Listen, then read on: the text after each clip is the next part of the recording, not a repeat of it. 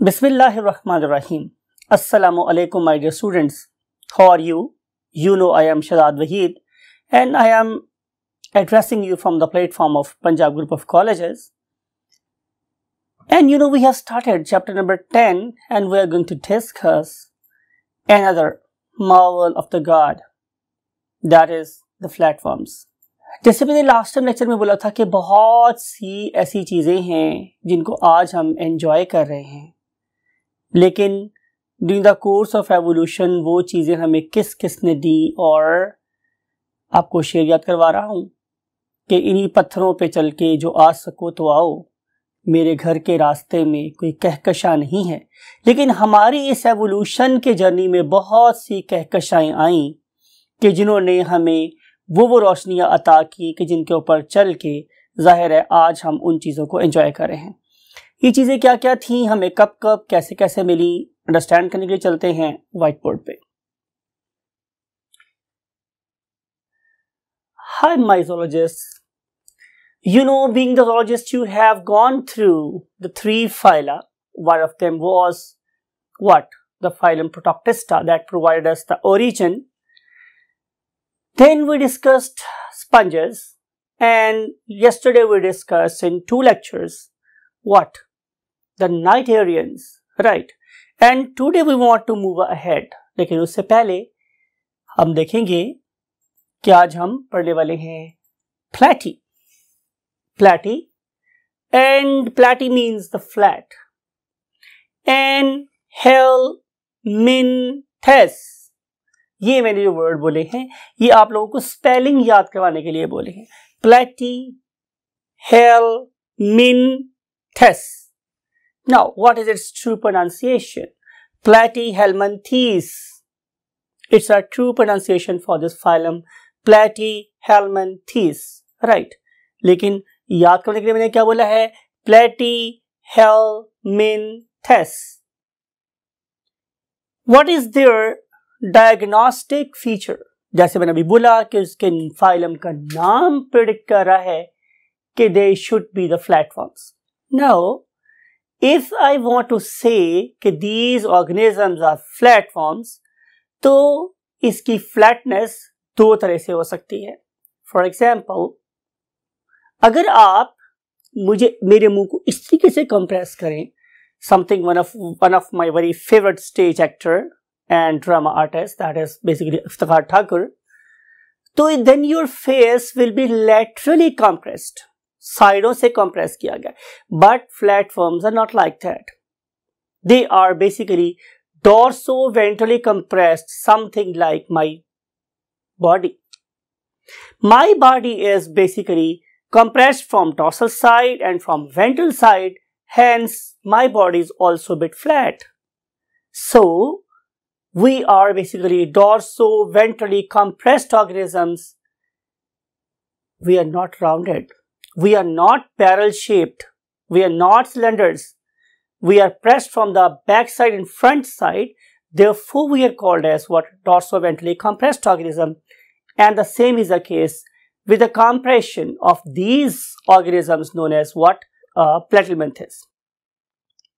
So यही उनका diagnostic feature है कि these are dorso-ventrally compressed flat organisms. अब आप इमेजिन करें कि ये कितनी फ्लैट है, क्या वो मेरे तरीके से फ्लैट है या मेरे से भी ज्यादा फ्लैट है? तो आंसर इज कि आप इमेजिन ये करो कि आप लोगों के पास एक एलईडी है, वो कितनी फ्लैट हो सकती है, कितनी पतली हो सकती है। और अगर आप उससे भी कोई थिन चीज देखना चाहते हैं तो just focus yourself about a leaf, और आप लीफ को देखो कि लीफ भी हमारा एक डॉर्सो-वेंट्रली कॉम्प्रेस्ड स्ट्रक्चर है। अगर मैं किसी मोहतरमा या खवातीन के रेफरेंस से बात करूं तो आप ये समझ लो कि आप एक पर्टिकुलर पेड़े को एक बेली हुई रोटी में कन्वर्ट कर दो तो वो भी that is basically a flat peda. तो कुछ ये एनालॉजीज है जो मैंने डिस्कस किया आप लोगों के साथ। This very organism is basically dorso-ventrally compressed organism. Now जो मेरा अगला काम है वो ये है कि मैं आप लोगों को थोड़ा सा माजी याद कराऊं। किसका माजी? एवोल्यूशन का माजी। और मैंने आपको याद करवाया था कि ये जर्नी ये एक रात का जर्नी नहीं है, एक माह का जर्नी नहीं है, एक साल का जर्नी नहीं है, बल्कि ये बिलियंस ऑफ ईयर्स का जर्नी। तो मैं आप लोगों को बिलियंस ऑफ ईयर्स बैक लेके जा रहा हूं। आपने क्या देखा कि सबसे पहले जिन ऑर्गेनिज्म से हमारी लाइफ स्टार्ट हुई दोज वर प्रोटोक्टेस्ट्स। और अगर आप किसी प्रोटोक्टेस्टा को देखें तो क्या आप लोगों को उसमें ब्लास्टोड नजर आता है? तो आंसर इज नो। तो फिर हम उन्हें एनिमल्स नहीं कह सकते। जो ऑर्गेनिज्म ब्लास्टोडा बना सकते हैं उन्हें हम लोग एनिमल्स की कैटेगरीज में फॉल करवाते थे। तो जब एनिमल्स की कैटेगरी स्टार्ट हुई तो मुझे सबसे पहले वो ऑर्गेनिज्म नजर आए कि जिन्हें हम पैराजोन्स बोलते हैं। और आपको पता है कि पैराजोन्स को हम पैराजोआ इसलिए बोलते थे बिकॉज कि उनकी बॉडी में किसी किस्म की कोई टिश्यू लेवल ऑर्गेनाइजेशन नहीं थी। लेकिन वो वाले ऑर्गेनिज्म जिन्होंने अपनी बॉडी में प्रॉपर टिश्यूज बनाना शुरू कर दिए, वो सारे के सारे लड़ी जो इस पर्टिकुलर पॉइंट से आगे चल रही है, they have got the tissues, therefore we include them in a very very big division that is called as eumetazoans। तो इससे आगे इस पर्टिकुलर पॉइंट ए से आगे जितने भी ऑर्गेनिजम्स हैं दे आर यूमेटाजोन्स। नाउ फिर एक और मोड आता है एवोल्यूशन में, ये बात डिस्कस हुई, रिइंफोर्स कर रहा हूं। इस पर्टिकुलर मोड पे ये डिसाइड होता है कि इस ऑर्गेनिज्म की सिमेट्री कैसी होगी, बॉडी का प्लान कैसा होगा, arrangement of organs around the central axis कैसा होगा। तो ये पता चला कि जनाब एक तो बन जाएंगे रेडियल सिमेट्री वाले, जैसे कि हमने कल पढ़े थे the great beauty and colour of the oceans that is the nitarians. लेकिन उसके बाद जो दूसरा ग्रुप मेरे पास बना, दे वर बेसिकली बाइलेटरल्स, मींस कि उनकी बॉडी को मैं सिर्फ एक प्लेन से दो बराबर पार्ट्स में डिवाइड कर सकता हूं, right, something like you and me. So ये जो पॉइंट बी था, यहां इस पॉइंट पे ये तय हुआ कि ऑर्गेनिज्म जो इस पॉइंट बी से आगे वाले ग्रुप्स में शामिल होंगे, all of them have got the bilateral symmetry. Plus एक और बात तय हुई कि अगर आप ग्रेड रेडिएटा के ऑर्गेनिज्म को देखते हो तो उस ग्रेड रेडिएटा में ऑर्गेनिज्म सिर्फ और सिर्फ दो किस्म के सेल रखते थे, one of them ectoderm, other one were the endoderms. लेकिन जब बाइलेटरिया मेरे पास हुआ तो एक और चेंज आई और यहां पे अब तीन किस्म के सेल बनना शुरू हो गए, ectodermal cells, what endodermal cells, and in between these two there was a development of new kind of cell that is called as a mesoderm. तो फिर यहां पे इस पर्टिकुलर पॉइंट से आगे जितने भी ऑर्गेनिज्म प्रोड्यूस हुए, they were basically what consisting of three germinal layers, ectoderm, mesoderm and endoderm, right. फिर हम चलते हैं इस पर्टिकुलर पॉइंट पे जिसे हम पॉइंट सी बोल रहे हैं। ये एक और एवोल्यूशन में बहुत इंपॉर्टेंट पॉइंट था जिससे मैंने अभी डॉट लगाया है, एरो लगा के बाहर भी निकाल लेते हैं, दैट वेरी सी पॉइंट। यहाँ पर यह तय हुआ कि इस पर्टिकुलर ऑर्गेनिज्म की बॉडी में कोई कैविटी बनेगी या नहीं बनेगी। तो जिस ऑर्गेनिज्म ने अपनी बॉडी में कैविटी नहीं बनाई उसे हमने नाम क्या दिया, एसिलोमेट का, राइट। और जिन्होंने कैविटी बनाई उनके आगे फर्दर दो टाइप्स हो गई कि या तो उनकी कैविटी फॉल्स होगी या ट्रू होगी। और अगर कैविटी फॉल्स थी तो आपको याद है मैंने बोला था दे आर बेसिकली सूडोसिलोमेट्स, और जिनकी कैविटी थी they were called as what, coelomates. और एवोल्यूशन इससे आगे कहां चलती है ये हम आगे डिस्कस करेंगे। आज हम जिस पर्टिकुलर पॉइंट पे रुके हुए हैं that is basically the point C. और इस पर्टिकुलर पॉइंट सी तक पहुंचने के लिए हजारों लाखों साल जिंदगी इवॉल्व होती रही, राइट। सो देखते हैं कि इस पर्टिकुलर ऑर्गेनिज्म की या इस पर्टिकुलर ग्रुप की एवोल्यूशनरी स्टेटस क्या है। So look at this, if we look at the cellularity, so these organisms are basically multicellular. These organisms are multicellular, right? And if you look at their tissue level organization, so yes, they have got the tissues. So tissues are present. We can place a good over here. And these organisms, those have got the tissues are called as eumetazoa. So these are eumetazoa. And if you look at their symmetry, you know very well they have got the bilateral symmetry. It means कि इन सारे के सारे organism को हम सिर्फ और सिर्फ एक ही प्लेन से दो पार्ट में डिवाइड कर सकते हैं, therefore they are called as bilaterals. And if you look at the next evolutionary point C, so they don't have any coelom. Say don't have. They do not have any coelom. इनके पास कोई coelom नहीं है, और आपको पता है कि जिन organism के पास कोई सिलोम नहीं होती, हम उन ऑर्गेनिज्म्स को क्या बोलते हैं? Acoelomates. These are called as acoelomates. Right. And if you look at the layers, so let's move to the next column of the board. और next column of the board मुझे क्या बता रहा है? ज़ाहिर है layers के बारे में. तो they have got of course 3 types of cells. So they should make 3 layers. Outer one consists of very small cells, and these particular small cells are called as ectodermal cells. And these ectodermal cells, they are lying outside. ये सबसे बाहर होते हैं और ये उसकी body की protection कर रहे हैं. फिर उसके बाद आते हैं मेरे पास सबसे अंदर वाले सेल, और उन अंदर वाले सेल्स को हम नाम कर देते हैं एंडोडर्मल सेल्स. Endodermal cells. अब आपने ये इमेजिन करना है माय डियर स्टूडेंट्स, बात को जरा आप गौर से समझेंगे. बेस्ट एग्जांपल क्या है?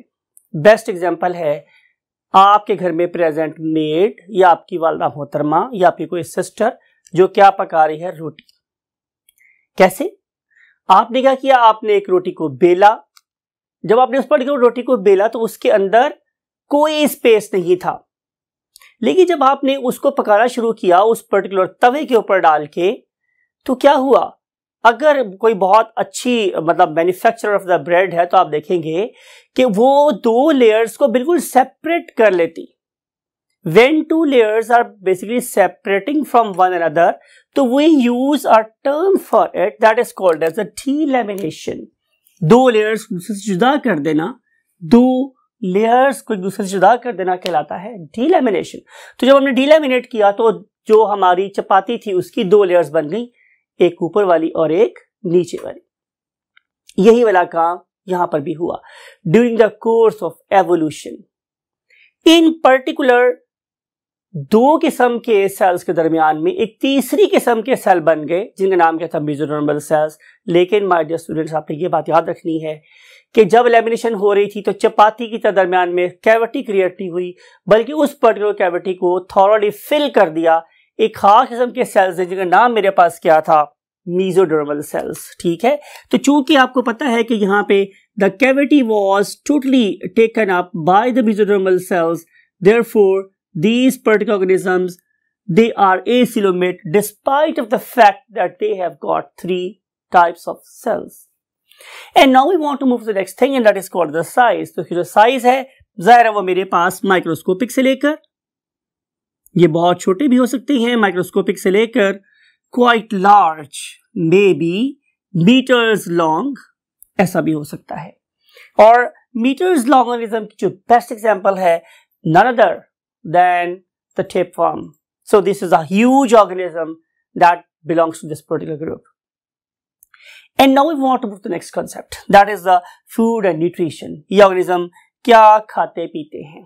तो बात ये है my dear students कि हमारे पास न्यूट्रिशन की बेस पर इन पर्टिकुलर प्लेटिमंथस के मेंबर्स की 2 टाइप्स है. one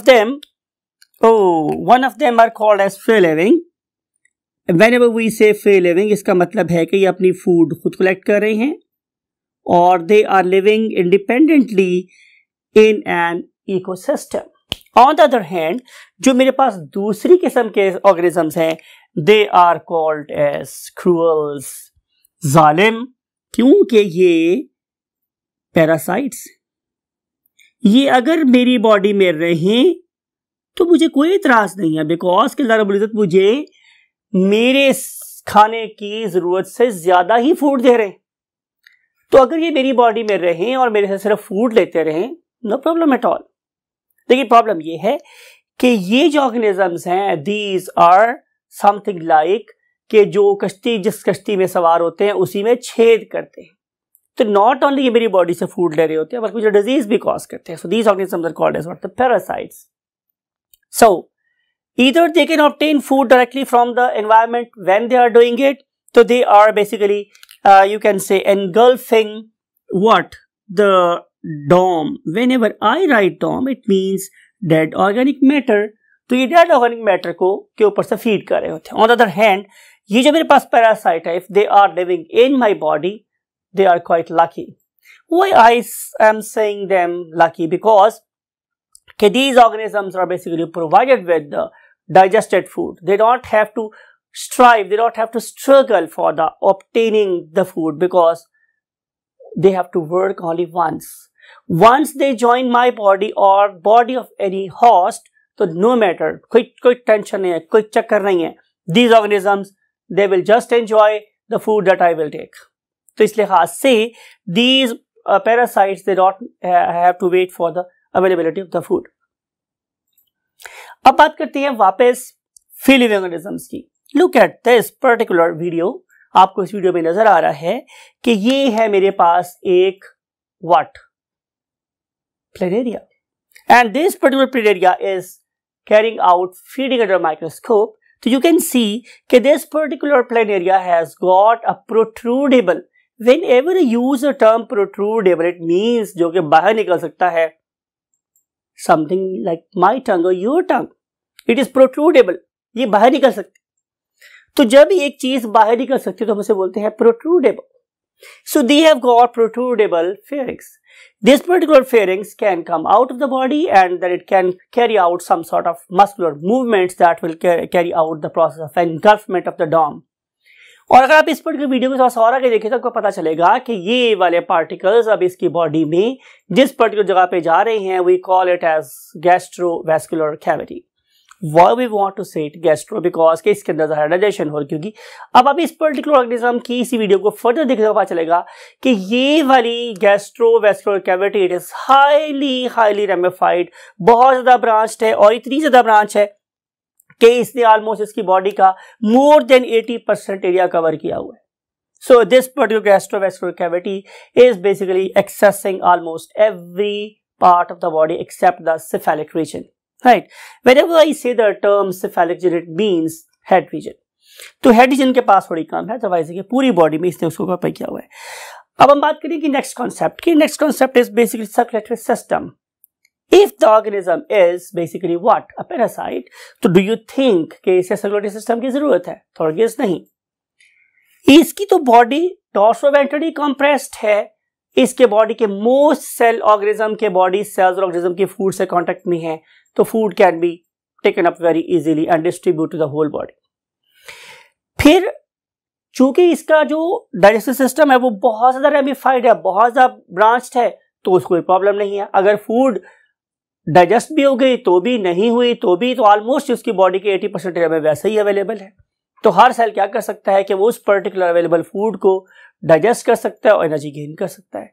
so therefore no need, जरूरत ही नहीं है. और अगर हम बात करें इसकी रेस्पिरेटरी की, तो these are again very very marvellous organism in term of what parasitism. देखिए मैं आपको फिर बात कर रहा हूं, कल हम समंदर की रंगीनियों की बात कर रहे थे कि उसके ऑल ड्यू टू नाइडेरियंस, और आज हम जिंदगी के एक और रुख को पढ़ रहे हैं कि when they are adapted to gain the food in a most easy way. Right? तो ये क्या कर रहे हैं कि ये फूड बैठे बैठे ले रहे हैं. लेकिन एक प्रॉब्लम आई कि जब उन्होंने मेरी बॉडी की या शीप की बॉडी में या कॉ की बॉडी में एंट्री ले ली, तो एंटर होने के बाद अब तो उन्हें उतनी ज्यादा ऑक्सीजन नहीं मिल रही.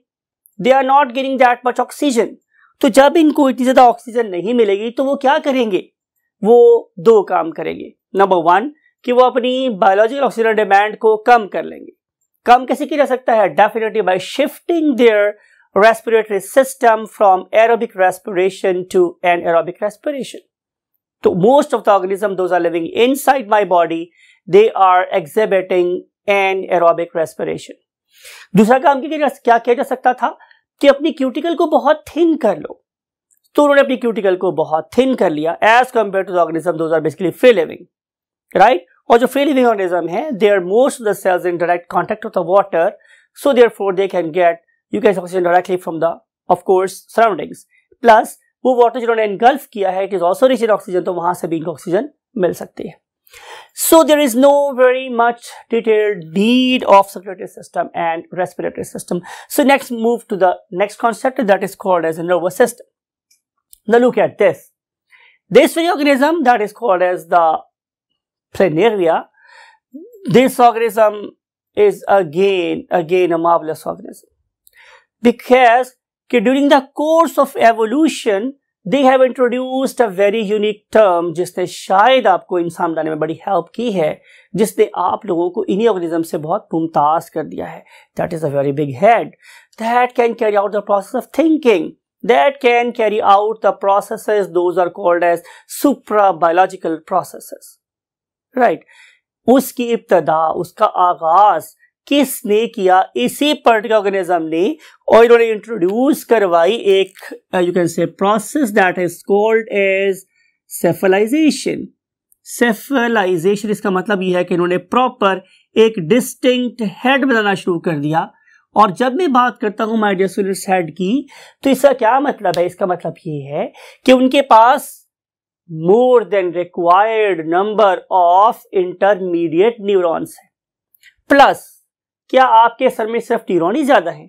तो आंसर इज नो. अल्लाह ताला ने आप लोगों के इस पर्टिकुलर रीजन को और बहुत चीजों से नवाजा है. Something like your eyes, nose, ears, tongue, this and that. इस पर्टिकुलर प्रोसेस की तकमील हजरत इंसान में हुई है, लेकिन इसका आगाज जिस ग्रुप ने किया था, that is basically the platyhelminthes. Right? So this particular organism, they have got the head that is very much rich in chemosensory cells that can detect the presence of the food around them. They have got the eye spots, and these particular eye spots definitely helping them to carry out many biological processes of predation and escaping from the prey, gaining entry to the, you can say, host body, and then of course finding the mate. तो ये सारी की सारी चीजें उसके head region के अंदर concentrated neuron और सेंसरी सेल्स की वजह से होती है, and this phenomena is called as cephalization. Plus अगर आप इस ऑर्गेनिज्म को देखेंगे तो आपको नजर आएगा कि इसकी साइड पर दो कौन सी नर्व है? Lateral nerves. These particular lateral nerves, they move from the head to the tip of the basal tip of the organism. Plus in particular nerves को जोड़ने के लिए मेरे पास, मैंने बहुत दफा वर्ड यूज कर चुका हूं आप लोगों के लिए, आपको बिल्कुल याद हो चुका होगा कि that is called as basically commissural nerve. Those are going to communicate, राबता बनाती हैं दो लेटर नर्व्स का आपस में. देयरफॉर हमने क्या बोलते हैं? Commissural nerves. Right? So now we want to move to the next concept, and that is called the skeleton and locomotion. Look at this. These organisms, they are again very intelligent. If they are living outside, you can say host, they have got a very, very thick cuticle. But once they join their host, they cause its thickening and they basically carry outward thinning of the cuticle. So organism living inside the body, they have got very thin cuticle that definitely helps to maintain its shape and prevent this particular organism from the very adverse effects of certain medicines. So, very thin cuticle. They lack any sort of locomotor organs because they don't need it. Why? They are living in my body. They just have to stuck themselves, or they have to adhere themselves with my intestine or with my body. So, for this purpose, they have got few structures, something like hooks, something like suckers, something like other barbs, anchors of you can say organs, but they don't need any sort of locomotion, right?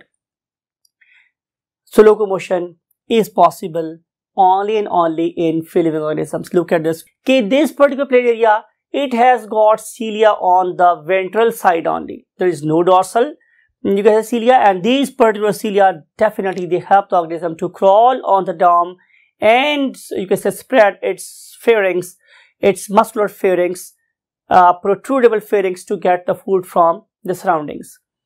Now we want to move to the reproduction. Last concept of the day. What is meant by reproduction? Again, बार बार आपसे बोल रहा हूं, अपने जैसे organism और produce करना क्या कहलाता है? रिप्रोडक्शन. रिप्रोडक्शन अगर ना होती तो शायद इस पर्टिकुलर जमीन पे जिंदगी बहुत छोटी से टाइम के लिए अपेयर होती और फिर वैनिश हो जाती.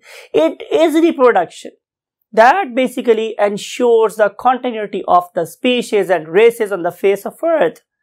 So reproduction is must for most of the organism of that particular species. So अगर मैं बात करता हूँ इसकी रिप्रोडक्शन की, तो मुझे पता चलता है कि they can carry out reproduction by two means. Look at this. One of them is called as asexual reproduction. Or in case of asexual reproduction, we have to have only one organism.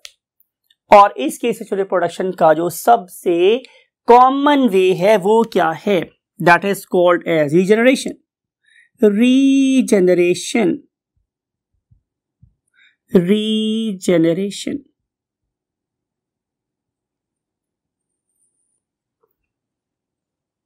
Right. अब इस particular regeneration को करवाने में इसका कोई आसानी नहीं है, यानी कि जितनी अच्छी रिजनरेशन आप लोगों को फाइलम प्लेटिलमेंथिस में नजर आती है, कहीं और नजर नहीं आती, पर्टिकुलरली ऑर्गेनिजम्स में के जो टिश्यू लेवल तक पहुंच चुके। Look at this video.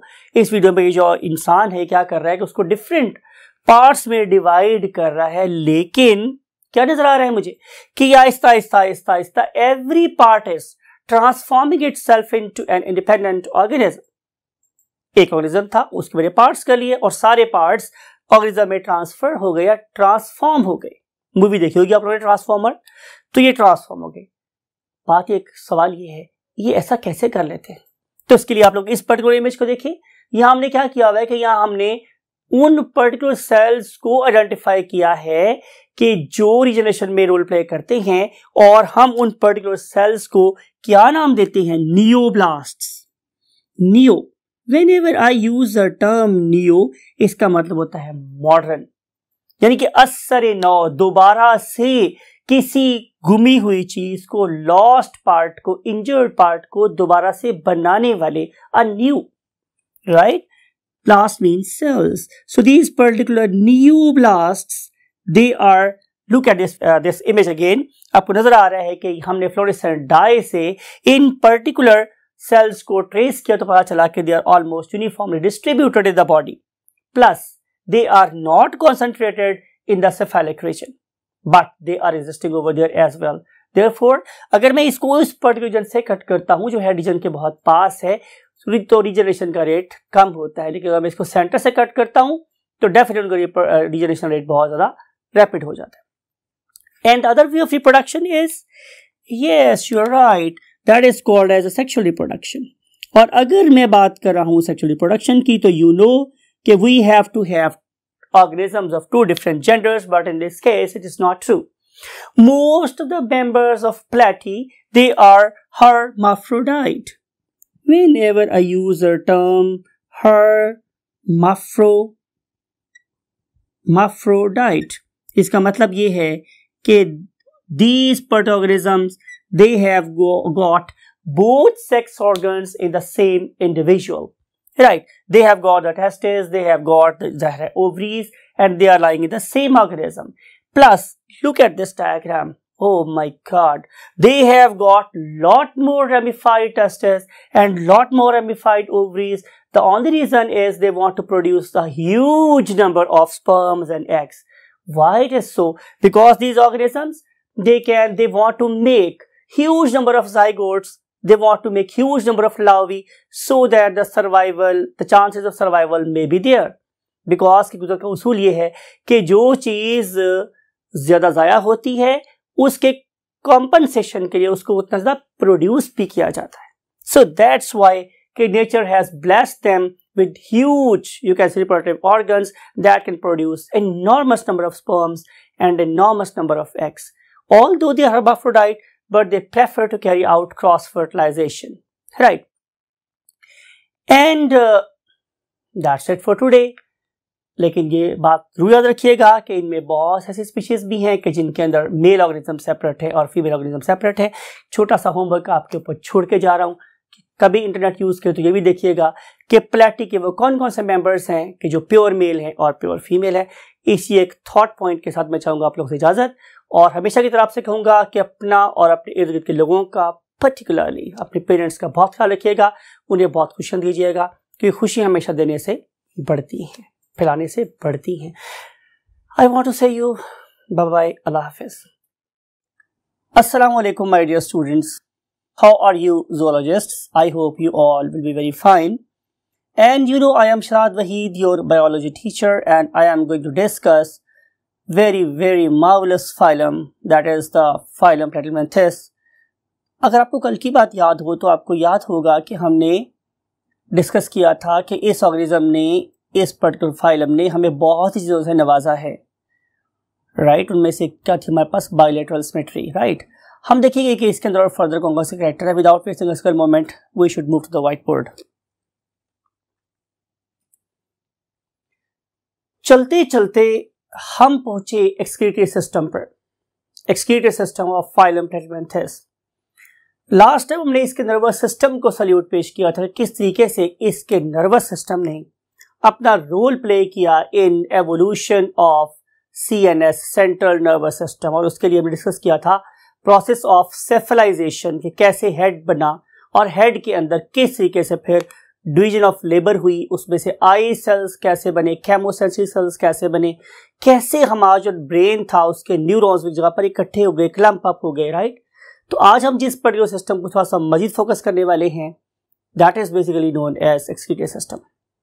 My dear students, अगर आप पिछले वाले फाइलम को देखें, मीन्स फाइलम नाइडेरिया, या फिर आप लोग देखते हैं फाइलम्स यू कैन से पोरीफर्स को, या फिर आप लोग इससे पहले मूव करते हैं और आप सिंपल प्रोटॉक्टिस्ट को देखते हैं, तो आपको इनमें कहीं भी सर्कुलेटरी सिस्टम इवॉल्व होता हुआ नजर नहीं आता। लेकिन I really want to salute this particular group of the organisms, although this very group is very merciless, right, but it is the need of the time कि हम इन ऑर्गेनिज्म की उन एफर्ट को जरूर सल्यूट करें कि जिसकी वजह से आज हमारे किडनीज इस प्रोफेशन तक पहुंचे हैं। सो लेट्स सी यहाँ क्या हो रहा है। माय डियर स्टूडेंट्स, अगर मैं इस ऑर्गेनिज्म के अंदर पीप करूं, आप इस पर्टिकुलर देखें वीडियो को या इमेज को, तो आपको नजर आएगा कि इसके अंदर जितनी ज्यादा रेमिफाइड गैस्ट्रोवेस्कुलर कैविटी है, ऑलमोस्ट उतनी ही जगहों पर हमारे पास क्या प्रेजेंट है? Very specific kind of the cells, those are called as flame cell. Sir, flame cell, ये क्या बात हुई? क्या इस पर्टिकुलर ऑर्गेनिज्म के अंदर शमें जल रही हैं? तो answer is yes. You can से कि अगर मैं इस पर्टिकुलर एक एक्सक्रीटरी ऑर्गन को देखूं तो आपको नजर आएगा कि it consist of just one cell, सिर्फ एक सेल पे कंसिस्ट कर रहा है। How you can claim it is one cell? Look at the presence of one nucleus. तो आपको पता है न्यूक्लियस एक सेल में प्रेजेंट होता है। तो इस पर्टिकुलर सेल के अंदर अगर मैं पीप करूं तो मुझे नजर आएगा कि there are very very specific what bunch of cilia. They appear as the flickering flame of the candle, right. जैसे कि आपके पास एक मोमबत्ती हो, उसका शो जल रहा हो, उस तरह से। लेकिन इंपॉर्टेंट बात यह है कि रोशनी नहीं फैलाते। These particular cilia, they generate currents in the body fluid, और जब बॉडी फ्लूइड इनके पास से गुजरता है तो they are very much sensitive to the nitrogenous waste products, और ये उस नाइट्रोजनस वेस्ट प्रोडक्ट को अपने पास रख लेते हैं और स्वीप करते हैं डेफिनेटली टुवर्ड्स एक्सक्रीटरी पोर्स। तो इस लिहाज से इस पर्टिकुलर सेल ने, जिसे मैं क्या नाम दे रहा हूं, फ्लेम सेल, उसने फाउंडेशन रखी, बुनियाद रखी उस पर्टिकुलर एक्सक्रीटरी सिस्टम की, जिसे आज हम लोग किडनी के नाम से जानते हैं। So a very remarkable change, a very giant leap in the history of development of excretory system, right। तभी ये वाले ऑर्गेनिज्म हमारे जैसे वेस्ट प्रोडक्ट्स को भी सर्वाइव कर सकते थे, तभी वो बहुत अच्छे पैरासाइट बन सकते थे, राइट। आगे चलते हैं। Now we want to move to the next concept. The next concept is the taxonomy. I know my dear students कि आप लोगों की बुक में इन 3 क्लासेस के नाम नहीं है, लेकिन मैं इनके नाम आप लोगों की खिदमत में जरूर पेश करना चाह रहा हूं। और उन 3 क्लासेस के नाम में से पहला नाम क्या है? Class turbellaria, other one is class trematoda, and last one is in the next column at the top, that is a cestoda. तो दीज आर द 3 क्लासेस। अब उनमें से जो पहली क्लास है उसका नाम है टर्बुलेरिया। इसकी एग्जाम्पल है मेरे पास प्लेनेरिया, और हम बहुत सी बातें आप लोगों से तक प्लेनेरिया के बारे में ही कर चुके हैं, जिसके बारे में आप बिल्कुल ये जानते हैं कि this organism is free living. और ये जब फ्री लिविंग फेज में होता है तो आपको इसके लोअर साइड पे नजर आते हैं बहुत से cilia that can enable this organism to of course move on the food. Similarly it is provided with the muscles in the body wall, therefore it can carry out the flexion and extension, means bending and straightening of the body. This is why it can really move into the aquatic medium और on the food. लेकिन इसकी सबसे अच्छी बात यह है कि ये फ्री लिविंग है। इंपॉर्टेंट बात और क्या है, ये रिसाइकलर है। लेकिन उसके बाद अगर मैं चलता हूं तो हम जा रहे हैं नंबर 2 क्लास की तरफ, और उसका नाम क्या है, ट्रीमाटोडा। लेकिन आपको कम अज कम उसकी एग्जाम्पल याद करनी है। One of the very very merciless organism, that is the liver fluke. Look at its शक्ल, इसकी शक्ल देखिए आप लोग। So it is again dorsoventrally compressed. अगर आप इसकी मॉर्फोलॉजी में देखें तो in the terms of parasite, it is very much blessed with very very specific structures. Those will enable it to be a very merciless, very successful parasite. और वो क्या है, यस इसके पास क्या हो सकती हैं, इनके पास हो सकते हैं हमारे पास हुक्स, इनके पास हो सकती हैं स्पाइन्स, और इसके अलावा इसके पास क्या है, सक्कर्स। हुक्स हो सकते हैं, स्पाइन्स हो सकते हैं, सक्कर्स हो सकते हैं।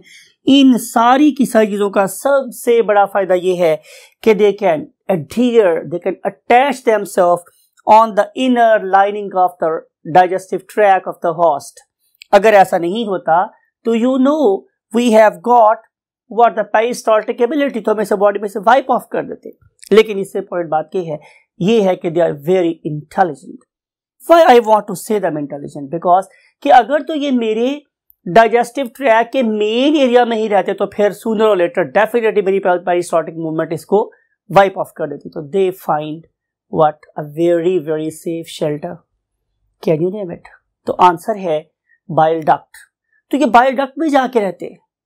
जितना बड़ा ऑर्गेनिज्म होगा उस पर्टिकुलर लेवर फ्लू के साइज का उतना बड़ा होना भी पॉसिबल है। तो इंपॉर्टेंट थिंग इज कि ये एक एंडोपैरासाइट है। माय डियर स्टूडेंट्स, ये एक एंडोपैरासाइट है और ये उस पर्टिकुलर हॉस्ट की बाइल डक्ट में रहता है। अब इस पर्टिकुलर बाइल डक्ट में चूंकि पेरिस्टाल्टिक मूवमेंट नहीं होती तो इसको बॉडी में से निकालने का चांस भी क्या हो जाएगा, कम हो जाएगा। अगर मैं बात करूं इस ऑर्गेनिज्म की और ज्यादा क्लेवर अप्रोच की, तो आपको पता चलेगा कि इसकी लाइफ साइकिल कंप्लीट होती है 2 हॉस्ट में। तो एक ऐसा ऑर्गेनिज्म जो अपने लाइफ साइकिल को 2 हॉस्ट में कंप्लीट करता है उसको हम नाम देते हैं क्या, डाइजेनिक पैरासाइट। डाई का मतलब होता है 2, and whenever I utter the word genic it means it requires organisms of 2 different genus, 2 different genera. तो ये मेरे पास डाइजेनिक हॉस्ट है और डाइजेनिक पैरासाइट है और ये अपनी लाइफ साइकिल 2 जगह कंप्लीट करेगा। One of them should be of course a sheep or a cow. One of them could be the sheep, other one can be the cow for example, and other one can be another human being. और अब हम बात करते हैं last class की, और last class मेरे पास कौन सी है, Cestoda, and its marvelous representative is the tapeworm. Why I want to say marvelous? मैं इसलिए बोल रहा हूं कि इसके फीचर्स बड़े खूबसूरत हैं, लेकिन should I love it? The answer is no, because these very organisms, they have got very horrifying शक्ल। आप इसके इस हेड को देखें, and that very head of the tapeworm is called as calyx। और आप इसको देखेंगे तो डेफिनेटली शायद ये आपको ख्वाब में भी डराने के लिए आ जाएगा। It has got suckers that will enable it to keep attached with the what digestive system of its host, right? So इसलिए मैं बात कर रहा हूं इस ऑर्गेनिज्म की जिसका नाम क्या है, टेपवर्म। मैं इसे टेपवर्म क्यों बोल रहा हूं? रीजन इज कि this organism is flat, dorsoventrally compressed and flat something like the ribbons जो आप में से कुछ मेरे फीमेल स्टूडेंट्स की मदर्स छोटे होते हुए उनकी पोनिया गाने में इस्तेमाल करते रहिए। मैं उस रिबन की बात कर रहा हूं, flat. And this very flat ribbon is not continuous, rather it consist of different segments of the body and each segment is called as proglottid, right? तो ये है इस पर्टिकुलर ऑर्गेनिज्म की क्या मॉर्फोलॉजी। ये खाता पीता क्या है या कहां से फूड लेता है? तो आंसर इज कि cestodes are most of them what, parasites. ये तो पैरासाइट्स है, राइट? खाएंगे क्या, digested food of the host. तो जो फूड इसको मिलेगी वो कैसे होगी, डाइजेस्टेड होगी। और मॉर्फोलॉजी में मैंने क्या बोला है कि it is flat organism that its body consist of the segment and each segment is called as proglottid, right. And if you see again their intelligence, so they are able to complete their life cycle in 2 different organisms. And I think आप लोग अब समझ गए हैं कि एक ऐसा parasite जो 2 different organisms में अपना लाइफ साइकिल कंप्लीट करता है, हम उसे क्या बोलते हैं? Digenic parasite. So it has got 2 different hosts, therefore it is digenic parasite. Definitely one should be the male and other one should be any grazer. Whenever I use the term grazer, it means it can be the sheep, it can be the cow, it can be the zebra, etc. Now, इस particular class के organisms की अगर मैं पैरासाइटेबिलिटी की बात करूं तो ये अपनी मेराज पे नजर आती है. आखिर इसमें ऐसे कौन कौन से फीचर्स हैं जिसने इन्हें दुनिया का सबसे कामयाब पैरासाइट बनाया है, तो वो फीचर हम देखने वाले. Number 1, look at their again clever approach. Number 1, they have lost their epidermis. अगर मेरे पास कोई ऐसी चीज है जो बीइंग पैरासाइट मुझे फूड एब्जॉर्ब करने में प्रॉब्लम कर रही है, या मुझे वेस्ट बॉडी में से निकालने में प्रॉब्लम कर रही है, या मुझे ऑक्सीजन एब्जॉर्ब करने में रिकॉर्ड पैदा कर रही है, तो क्यों ना उसको उतार के फेंक दिया जाए. So they have done this thing. They lost their epidermis. They very cleverly lost their epidermis. उन्होंने इसको उतार के फेंक दिया गया. भाई तुम तो मेरी जिंदगी की राह में रुकावट हो, तो गई कल टूट मेरे पांव की जंजीर भी आखिर, तो क्यों ना इस पांव की जंजीर को काट के फेंका जाए और आजादी से अपना काम किया जाए. जैसे मैंने आपको बोला था अभी कि अगर आप इस पर्टिकुलर ग्रुप के ऑर्गेनिजम्स के मुंह शरीफ को देखेंगे तो आपको नजर आएगा कि ये बड़ा हॉरिबल है, हॉरिफाइंग. क्यों कि इस पर्टिकुलर माउथ के ऊपर नॉट ओनली डाइजेस्टिव होल्स हैं बल्कि यहाँ पे एडेसिव होल भी प्रेजेंट है, राइट. तो इस पर्टिकुलर एडेसिव होल का नाम मेरे पास क्या हो सकता है? It may be for example a dorsal sucker, और it may be a ventral sucker, और it may be a oral sucker. नाम इंडिकेट कर रहा है कि जब कभी मैं बात करूंगा ओरल सकर की तो ये तो डिजाइन्ड है टू इंजेस्ट द फूड, लेकिन डॉर्सल सकर या वेंट्रल सकर्स ये बेसिकली इस ग्रुप के ऑर्गेनिज्म को अटैच करने में काम आएगी, right. Again secondarily they have decided to degenerate their few very important system, something like circulatory system और something like respiratory system. It was quite deliberate. भाई जब रहना ही अपने हॉस्ट की बॉडी में है तो फिर ना इन ऑर्गन्स को, इन सिस्टम्स को डेवलप करने की क्या जरूरत है? It is quite illogical, so forget it. फिर उसके बाद उनका जो डीएस है इट इज रादर सिंपल. इस पर्टिकुलर सिंपल डीएस की रीजन भी यही है. अगर I want to compare DS, whenever I say DS in digestive system of this class cestoda को अगर मैं कंपेयर कर रहा हूं class turbellaria mean step planaria के साथ, जब मैं कंपेयर करता हूं इस क्लास सेस्टोडामीन टेपवर्म के डीएस को किसके डीएस के साथ? क्लास टर्बुलेरिया मीन्स लिवर फ्लू के साथ, मुझे पता चलता है कि इसका डीएस बहुत सिंपल है. अगेन रीजन आपको पता है कि इस पर्टिकुलर डीएस को सिंप्लीफाई करने की रीजन मैंने ऊपर लिखी थी कि इनको तो डाइजेस्टेड फूड मिल जाती है. तो जब आपको डाइजेस्टेड फूड अवेलेबल है तो फिर इतना ज्यादा एंजाइम सिस्टम और उसकी प्रोडक्शन के ऊपर एनर्जी और रिसोर्सेज आकर की क्या जरूरत है? No need at all.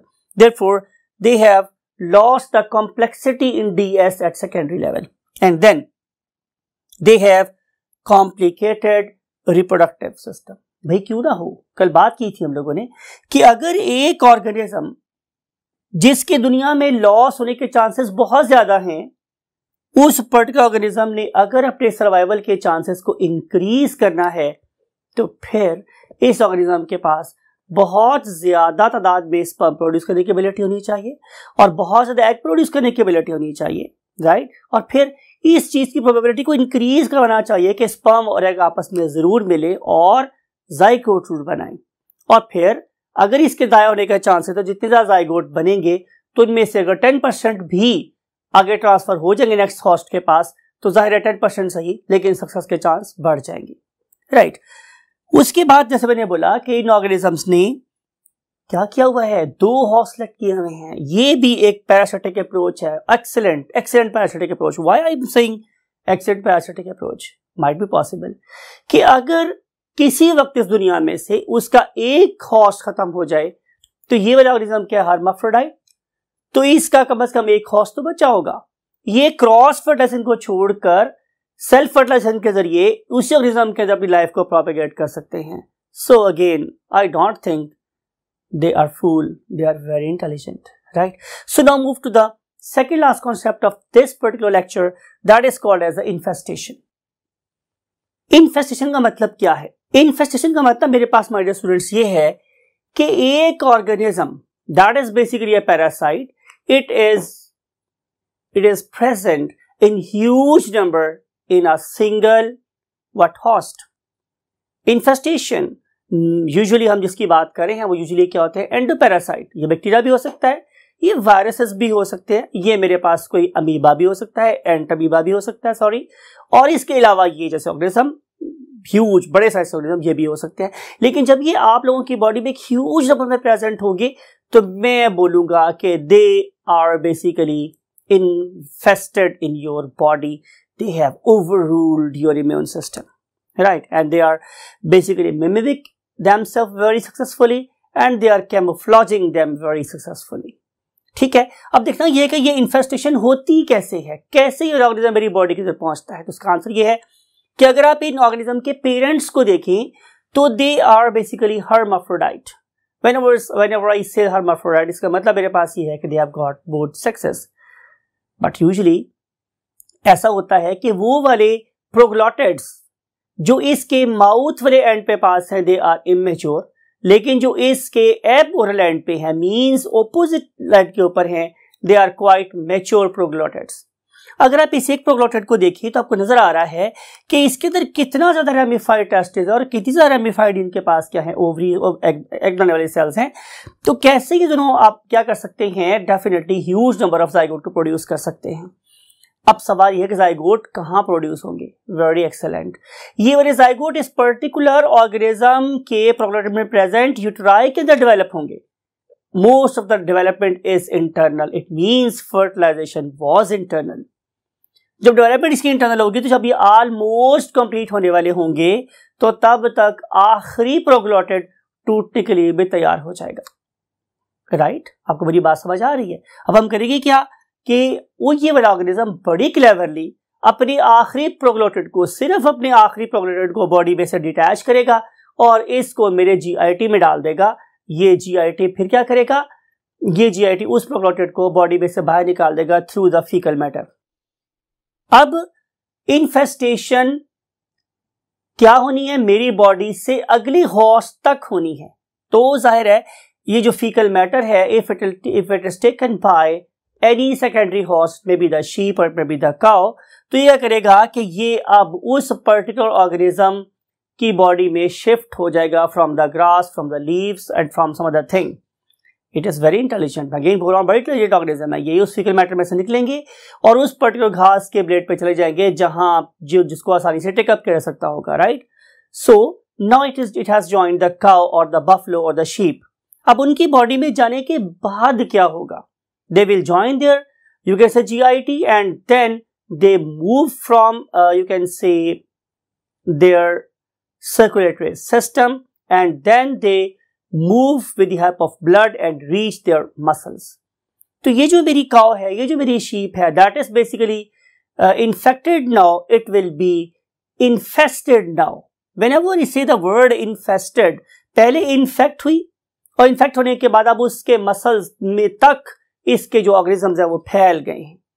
तो एक ऑर्गेनिज्म के अंदर किसी एक पैरासाइट का इतने ह्यूज नंबर में पाया जाना क्या कहलाता है, इन्फेस्टेशन। राइट, अब आपका काम क्या है कि अगर आप खुदा खास्ता आप कोई बीफ खा रहे हैं या आप किसी और हर्बीवोर का गोश्त खा रहे हैं तो what is the need of time. अब हम बात कर रहे हैं डिसइंफेस्टेशन की कि अगर मैं उससे बचना चाह रहा हूं तो मैं क्या करूं। तो पहली बात मेरे पास ये है कि जब भी आप इन ऑर्गेनिज्म का गोश्त खाएंगे तो you should cook it thoroughly. अगर आपने इसको थॉरोली कुक नहीं किया तो ये वाला ऑर्गेनिज्म फिर जाहिर है आपके जीआईटी का पार्ट बन जाएंगे और इनका लाइफ साइकिल कंटिन्यू होता रहेगा। But if we want to break the cycle तो we have to either stop the intake of that very food, और if we want to take it in some unusual circumstances तो फिर we have to take it in the very very cooked form. ठीक है, अब डिसइंफेस्टेशन का जरूरत क्यों है कि अगर जब तक ये मेरी बॉडी में पैरासाइट रहेंगे, ये मेरी बॉडी के रिसोर्सेज खाते रहेंगे, ये मेरे पेट को डिस्टेंड तो करते रहेंगे, मेरी सारी फूड यूज करते रहेंगे, सारी मेरी फूड ये वाले पैरासाइट ले जाएंगे और I will undergo the what marasmic conditions. Whenever I use a term marasmic condition का मतलब यह है कि मुझे सूखे की बीमारी होती जा रही है। भाई जितनी फूड मुझे मिली थी वो सारी तो ये पैरासाइट खा जाएंगे, तो मेरा एब्डोमेन डिस्टेंडेड होगा लेकिन मेरे मसल एट्रोफिड होंगे, मेरा चेहरा बेनूर होगा, मेरी टांगे भी थिन हो जाएंगी, बिकॉज कि my food is actually taken up by this organism. तो जरूरत किस बात की है कि मैं इसको अपनी बॉडी में से बाहर निकाल फेंकूं। तो बाहर निकालने के लिए मुझे क्या करना पड़ेगा, मुझे डिसइंफेस्टेशन करनी पड़ेगी। तो उसके लिए जाहिर है मुझे कोई एंटी वर्म मेडिसिन लेनी पड़ेगी। Remember, anti bacterial medicine will not work at all. भाई वो तो डिजाइन थी प्रोकैरियोट के लिए, और प्रोकैरियोट का enzyme system eukaryotic enzyme system से डिफरेंट है, तो वो एंटीबायोटिक इस ऑर्गेनिज्म को कुछ भी नहीं कहेगी, right. So we have to take very specific anti worm medicine. वो वाली मेडिसिन डेफिनेटली इसके एंजाइम सिस्टम को जाकर डैमेज करेंगी और ऐसा ऐसा ये बनना शुरू हो जाएंगे। लेकिन जरूरत सबसे आम बात की है कि हम अपने पेशेंट को एजुकेट करें कि इस पर्टिकुलर ऑर्गेनिज्म का लाइफ साइकिल आपकी बॉडी में इतने देर तक रहेगा, तो आपने ये वाली मेडिसिन इस टाइम से पहले खानी नहीं छोड़नी। याद रखो ये वाला ऑर्गेनिज्म किस पे कंसिस्ट कर रहा है, पीसेस पे कंसिस्ट कर रहा है। अगर इसकी बॉडी का एक पीस की आपकी बॉडी में रह गया तो ये दोबारा से कोई 30 मीटर लंबा ऑर्गेनिज्म बन जाएगा।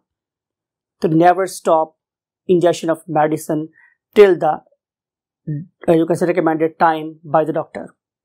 फिर अगली बात यह है कि अगर हम इस प्रोसेस को मीज डिसइंफेस्टेशन को बहुत क्विकली अचीव करना चाह रहे हैं तो फिर सम टाइम डॉक्टर्स क्या करते हैं कि डॉक्टर इस पेशेंट के लिए अनीमा रिकमेंड करते हैं। अनीमा से बात मेरे पास ये होती है कि हम इस पर्टिकुलर पेशेंट की डाइजेस्टिव ट्रैक को वॉश करते हैं with specific medicine and water through anal root.